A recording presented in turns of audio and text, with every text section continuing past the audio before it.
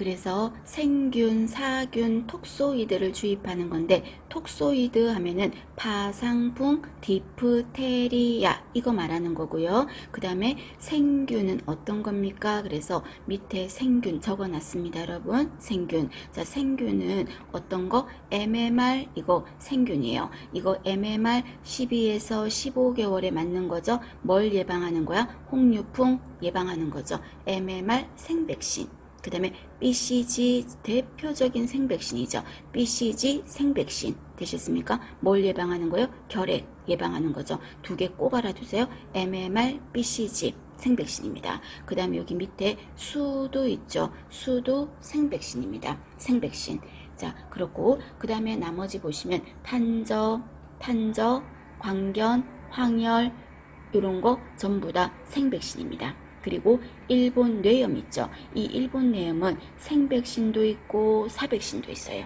그 다음에 인플루엔자도요. 생백신도 있고 사백신도 있어요. 되셨습니까? 자, 여기서 여러분이 나는 다 기억을 못하겠다 하시면 MMR 생백신, BCG 생백신, 수두 생백신 3개라도 기억을 하십시오. 되셨습니까? 봐주십니다. 자, 그 다음에 그 밑에는 생균 백신은 어쨌든 간에 효력은 엄청 세. 생백신은. 그럼 생백신은 예방접종 금기증입니다. 요 금기증은 참고로만 하시면 됩니다. 막 외우려고 하지 말고 참고로 눈도장으로 한번 봐주세요. 이거는 생백신은 세기 때문에 여차 잘못하면 어떻게 돼요? 걸려. 나는 면역 생기려고 한 건데 오히려 걸려버려. 그래서 그런 사례들에 대한 설명입니다. 참고로 한번 읽어봐 주시고 넘어가겠습니다. 자, 그 다음에 밑에 보시면 자, A형 간염이죠. 자, A형 간염은 원인이 뭔데요? 바이러스. A형 간염 바이러스라고 했죠. A형 간염 바이러스. 자, A형 간염은 다른 말로 뭐라고도 합니까? 유행성 간염 또는 전염성 간염이라고 하죠. 그럼 A형 간염은 몇 급 감염병이지? 2급이죠. 콜A 장파 세장 2급이었잖아요. 그래서 2급은 수인성 감염병 들어가죠. 콜A 장파 세장. 그래서 오염된 음식이나 물로 감염이 된다는 거 봐주시고, 그 다음 이번에는 B형 간염입니다. B형 간염입니다. 자, B형 간염은 다른 말로 혈청성 간염이라고 합니다. 혈청성 간염. 그럼 이거는 말 그대로 혈이 들어갔으니까 혈액으로 주로 옮겠죠. 그리고 또 정액으로 옮을 수도 있어요. 그리고 또 엄마가 B형 간염, 급성 간염이면 애기한테도 갈 수 있어요. 수직 감염으로도 전파가 되겠습니다. 단 B형 간염은 A형 간염과 달리 타액이나 대소변으로는 옮는다 안 옮는다? 옮지 않아요. 그죠? 알아두시고. 그리고 B형 간염은 몇 급 감염병이에요? 3일 동안 여행 가려고 뭐 만든댔어? BC카드. 그래서 3급 감염병에 들어가겠습니다. 되셨죠? 자, 그 다음에 C형 간염도 세균이에요? 바이러스예요? 간염 바이러스죠. 근데 이 C형 간염도 BC카드라고 하면서 제가 상급이라고 했었고, 이 C형 간염은요, 그런데 문제는 뭐냐면요, 얘는 예방약이 없어. 그리고 또 치료제도 없어. 그러다 보니까 얘는 걸렸을 때 여차 잘못하면 간경화나 간암으로 악화될 수 있어요. 그래서 예방약도 없고 치료제도 없어서 에이즈 비슷하지. 에이즈도 없잖아요. 그래서 얘 별명이요, 유사 에이즈라고도 부릅니다. 주로 혈액으로 옮고요. 혈액으로 주로 수혈 이런 걸로 많이 옮아요. 그 다음에 주사기 이런 걸로도 옮고요. 성접촉 이런 것도 옮아요. 그리고 또 피어싱, 문신 이런 거 있죠. 그런 거 하면서 젊은 층에게도 많이 급증하고 있는 게 C형 간염입니다. 되셨습니까? 이게 더 위험합니다. 간경화나 간암으로 악화될 수가 있으니까. 그 말입니다. 봐주시고, 자, 그 밑에 보시면 유사 에이즈라고 하면서 제가 에이즈 아까 금방 말씀드렸죠. 자, 이 에이즈는 바이러스 이름이 뭐야? 에이즈 바이러스 이름이 HIV죠. 아까 HIV라고 그랬죠. 이거 우리 그냥 에이즈라고도 하고 또 뭐라고도 합니까? 후천성 면역결핍증이라고 하죠. 이거 몇 급이야? 증 나오면 상급이었죠. 증이 필요하다 하면서 제가 상급이라고 그랬죠. 비브리오 폐혈증 상급, 쯔쯔 가무시증 상급, 그죠? 레지오넬라증 상급, 후천성 면역결핍증 상급. 그러면 어떤 걸로 옮습니까? 혈액으로 옮죠. 그죠? 그 다음에 정액으로도 옮죠. 성접촉으로 옮으니까 질, 분비물 이런 걸로도 옮죠. 그리고 엄마가 에이즈면 젖을 통해서 아기한테로 옮을 수가 있죠. 모유를 통해서도 옮아 여러분. 모유. 그럼 그 말은 엄마 몸이 뭐라는 거예요? 에이즈 바이러스를 갖고 있다는 거지. 그거를 좀 어렵게 표현한다면 HIV의 엄마가 양성인 몸이다 이 말인 거죠. HIV 양성 모체 그 말이 되셨습니까? 걸릴 수 있다는 거예요. 그런데 이 에이즈도 마찬가지로 타액이나 대소변 같은 걸로는 옮지 않아요. 되셨어요? 그 정도 여러분이 봐주시고 자, 그 다음에 밑에 바로 보시면은요 수족구라는 거 있죠. 아까 말씀드렸죠. 수족구 이것도 바이러스라고. 근데 그냥 참고로 콕사키 바이러스라고 합니다. 이거는 어른이 걸렸다는 얘기는 거의 없어요. 왜? 6개월에서 5세 사이 어린아이들한테 생기는 거죠. 수족구. 그 다음에 밑에 로타 바이러스 있죠. 자, 이 로타 바이러스는 이거는 애들이 하나애가 생기면요, 그 산후조리원이나 신생아실에 애들이 금방 퍼져버려요. 장염 유발하는 거 바이러스인데 모유 수유 중인 아기라든지 신생아라든지 산후조리원 아이들한테 빈발하는 바이러스가 로타 바이러스입니다. 그렇게 참고로 하나 알아두시고요. 자, 그 다음에 밑에는 여러분 이건 뭐야? 여러분이 한번 답을 한번 해보세요. 결핵균에 침입을 했어요.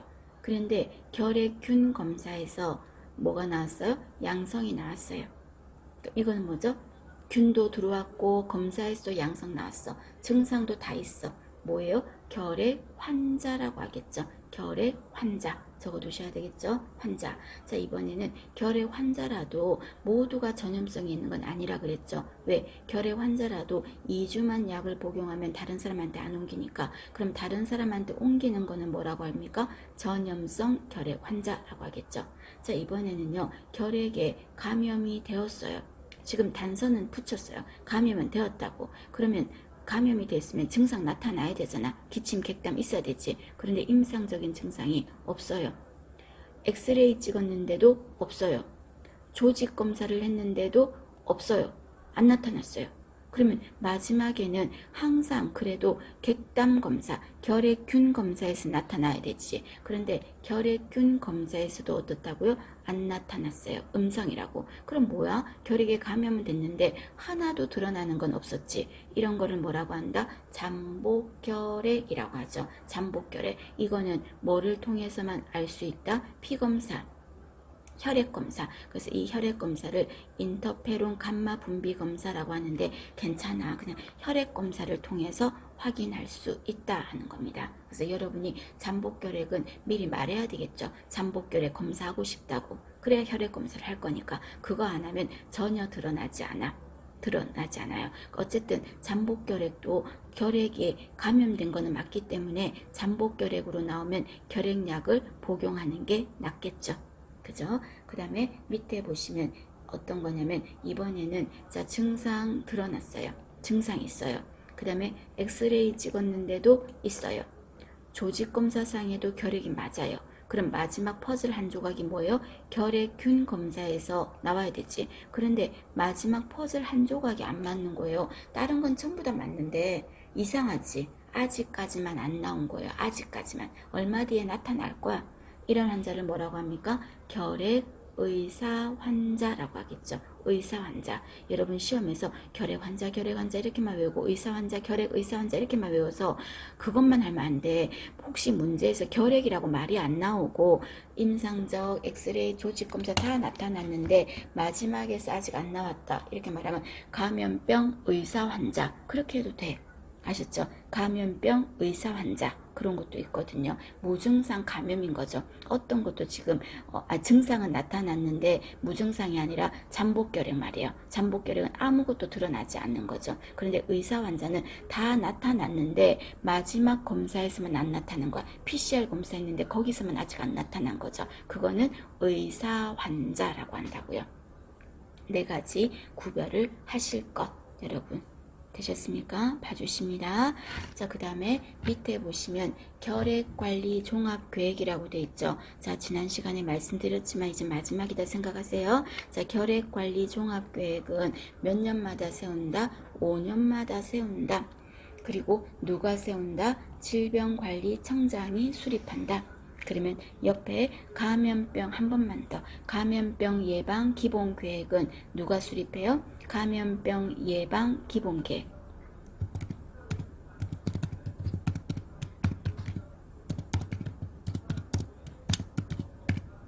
자, 기본 계획. 예방에 관한 거. 자, 감염병 예방 기본 계획은 몇 년마다 세웁니까? 몇 년마다? 계획은 전부 다 몇 년이었어요? 5년. 그래서 얘도 5년마다 할게요. 그런데 누가 세웁니까? 얘는요, 질병관리청장이, 그죠? 질병관리청장이 보건복지부 장관과 협의해서 세웠어요. 협의해서 기본 계획은. 그런데 결핵관리 종합계획은 단독으로 누가? 질병관리청장이 수립하겠습니다. 되셨습니까? 자, 그 다음에 결핵은 몇 급 감염병이죠? 2급 감염병이야. 2급은 전파 가능성이 높다 이런 말 나왔죠. 그러면 결핵을 2급에 계속 놓고 있는 이유가 뭐냐? 결핵 관리가 중요하니까요. 그럼 결핵 관리가 왜 중요합니까? 결핵은요, 충분히 예방할 수 있어. 충분히 예방이 가능해. 환경관리를 잘하면요. 예방이 가능하고 환경위생관리만 청결하게 하면은 결핵은 막을 수가 있거든요. 그래서 이것 때문에 결핵관리를 중요시한다. 그 말입니다. 외우지 말고 이해하셔서 한번 눈으로 보시면 됩니다. 자, 그 다음에 밑에 보시면 폐결핵이라는 말이 있죠. 폐결핵. 자, 폐결핵은 여러분, 자, 전파 방법이 어떤 식으로 전파됩니까? 가장 흔한 경로가 어떤 거였어요? 비말 전파인 거죠. 그래서 결핵의 전파는 비말 전파 적어두시고요. 비말입니다. 또는 호흡기 전파라고 해도 되겠죠. 호흡기로 옮는 거니까. 그래서 얘는 비말로 옮기 때문에 마스크, 개인 보호구를 어떤 거를 착용한다? 헤파 마스크, 또 N95 마스크를 착용하겠습니다. 그래서 결핵 환자 전파를 막기 위해서 끼는 마스크가 뭐냐? 이런 말하면 헤파 N95 마스크입니다. 자, 그 다음에 결핵은 누가 잘 걸립니까? 그거를 감수성이 높은 환자라고 있어요. 감수성이 높다는 말은 잘 걸린다 그 소리잖아요. 6세 미만의 소아 또는 노인, 그리고 중간에 있는, 좀 조심하세요, 청소년들도 잘 생겨요. 그래서 학생들 엄청 많이 생기잖아요. 청소년도 잘생겨. 어려도 잘생기고 노인도 잘생기고 청소년도 잘생겨요. 그리고 영양 상태가 좀 결핍되고 못 살았던 후진국병이거든. 옛날에 영양 결핍자 잘생겨요. 그 다음에 면역력 자체가 떨어진 사람 잘생기겠지. 그럼 면역력이 떨어지게 하는 게 호르몬 중에 뭐가 있다? 스테로이드. 그 스테로이드를 다르게 뭐라고 합니까? 부신피질 호르몬. 이거를 장기 투여하면 면역력이 떨어지거든요. 그래서 결핵 잘 생겨요. 에이즈 환자, 이 사람도 후천성 면역 결핍증이잖아. 면역력 약하잖아. 잘 생기는 거죠. 그 다음에 당뇨병 이런 사람, 또는 흡연자 이런 사람도 잘 생긴다 그 말입니다. 그러면 증상은 어떻습니까? 초반에는요, 초저녁에 약간 따끈따끈한 미열 정도가 나요. 더 심해지면 고열도 되겠죠. 그리고 기침 나고, 그 다음에 객담 나오고, 흉통 있고, 그리고 체중도 빠지고 입맛도 없어요. 외우지 마요 여러분. 증상 이런 거 있다 눈도장으로 보시면 됩니다. 자, 그 다음에 그러면 결핵은 치료 관리하려면 어떻게 합니까? 결핵약을 먹어야 되겠죠. 항결핵제 복용하겠죠. 그럼 항결핵제는 일정한 시간에 복용하라 그랬어. 일정한 시간에. 항생제도 일정한 시간에 복용하고, 그 다음에 항결핵제도 일정한 시간. 언제? 식전에요. 이른 아침 식전에 먹어요. 공복 시에 먹어요. 그리고 이거를 먹으면요, 2주 정도만 복용하면 다른 사람한테는 안 옮겨요. 나는 아직 환자지만 전염성 결핵 환자는 아니라고요.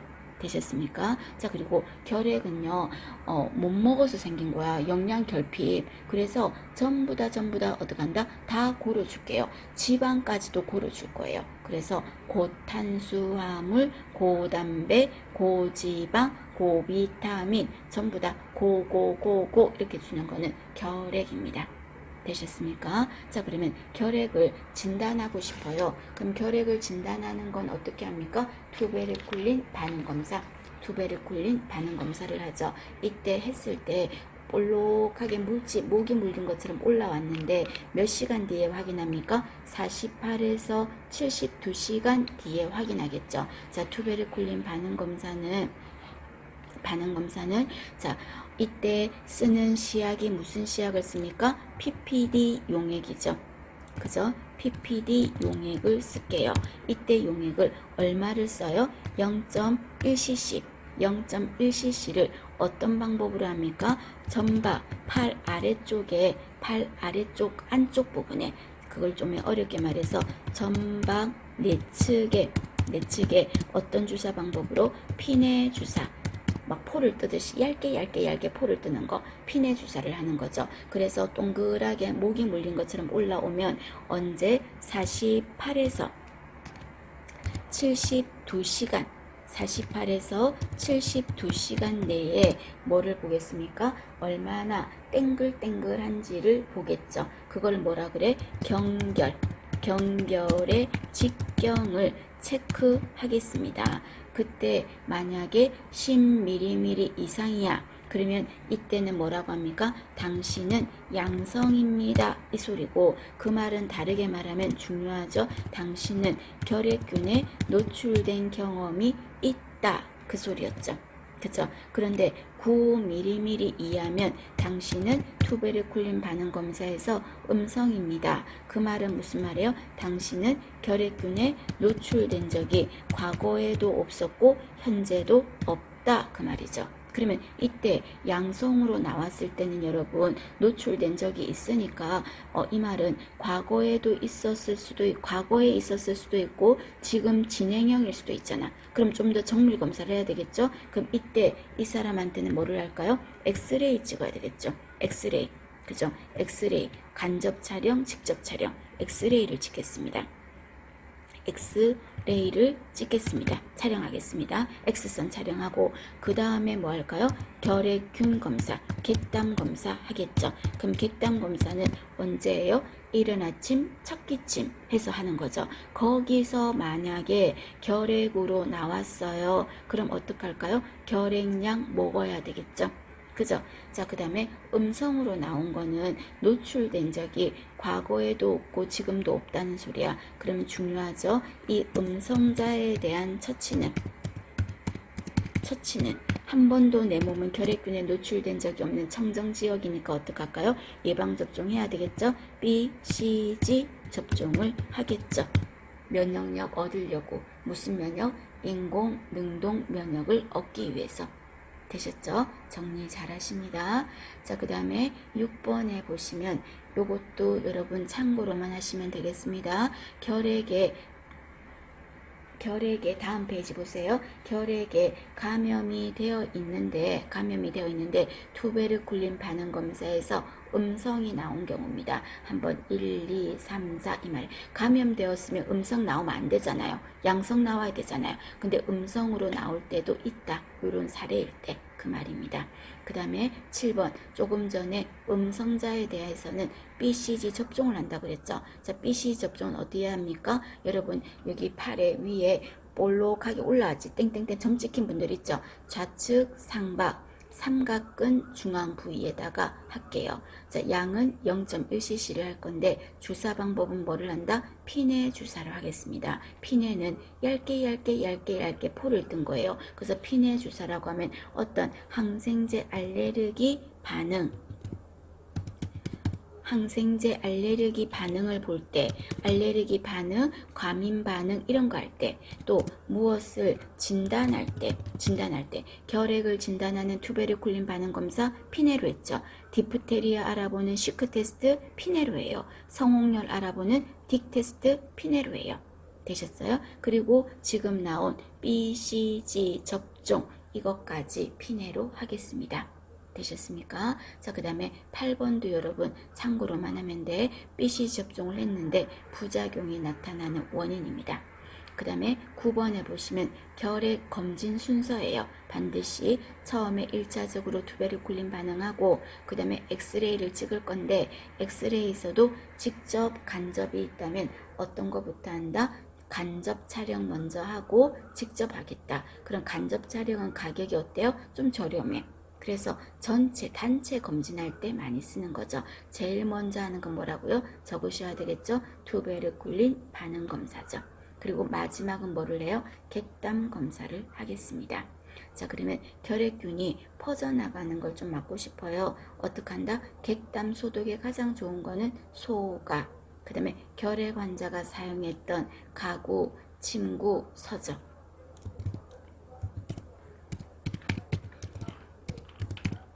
자, 이런 거는 어떤 거? 일광 소독을 하겠습니다. 자외선이 쨍쨍할 때. 그죠? 그리고 환자방을 자주자주 환기시키겠습니다. 이때 환기시킨다는 거는 다른 사람한테는 옮기지 않을 때 말입니다. 그런데 다른 사람한테 옮기는 거는 활동성 결핵이라고 하거든요. 다른 사람한테 옮길 때는요, 문 열면 안 되지. 그럼 그런 경우는 어떡할까요? 음압병실, 이 안에 있는 균이 바깥으로 빠져나가지 못하게 붙들어 두는 거, 그런 병실을 이용해야 되겠죠. 되셨습니까? 11번은 이른 아침 첫 기침이고요. 되셨어요? 자, 정리 잘 하십니다.